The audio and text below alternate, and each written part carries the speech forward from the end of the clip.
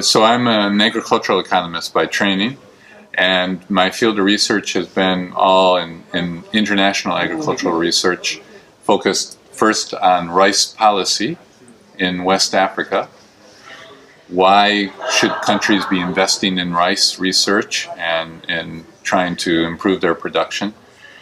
Then I moved to livestock research and have been continuously working mostly in Africa, a little bit in Asia over the last 15 years. When I did my PhD research, I did it looking at what's the effect of what crops you're growing, how that might influence child nutrition. So I looked at, in Malawi, looked at tobacco growing and whether a household should choose to grow tobacco and less maize, and what would be the impact on child nutrition. So I really like the issue of what decisions are being made by farm families. How does that influence their nutrition?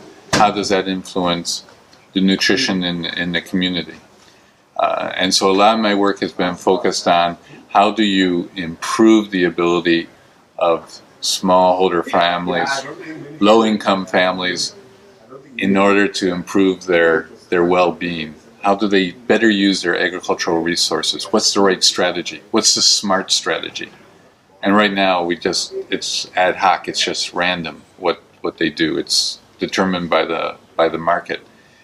Is there a way to influence that to make it more effective? Okay, if they're committed to continuing in research, they have to recognize that it's not an easy job. It's not necessarily a 9-to-5 job. What we like about working in research is that people are committed to it. And that commitment comes from they choose something that they feel passionate about. And it depends on whether you're choosing a research career in order to have a comfortable life, or whether you really want to make that research meaningful and helpful. So deciding on something, and it's all intuitive, it's got to be your gut feeling as to what makes you, if you were able to really contribute something in that research, what will give you the most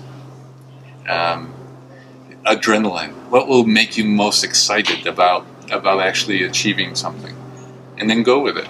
And there are different ways now in terms of, do you go academic, which is one way of having a research career, which is sort of the conventional way. And you can do some very nice work, but you may not have to really see whether it works and goes into impact. Versus working in private sector, which could be very exciting because it's a very urgent type of agenda, because they have to get their work out fast. And you see whether it works or not and whether it's effective, but it's commercial. And then in terms of public research, which can be exciting, but can also be a fairly narrow agenda to work on. But I found international research is focused on developing countries very rewarding, because you feel like it's an area that I'm interested in terms of the techniques, but what it's being used for may have meaningful impact.